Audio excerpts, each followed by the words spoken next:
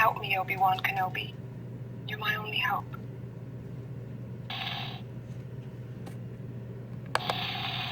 General Kenobi, years ago you served my father in the Clone Wars. Now he begs you to help him in his struggle against the Empire. I regret that I am unable to present my father's request to you in person, but my ship has fallen under attack, and I'm afraid my mission to bring you to Alderaan has failed. I have placed information vital to the survival of the rebellion into the memory systems of this R2 unit. My father will know how to retrieve it. You must see this droid safely delivered to him on Alderaan. This is our most desperate hour. Help me, Obi-Wan Kenobi. You're my only hope.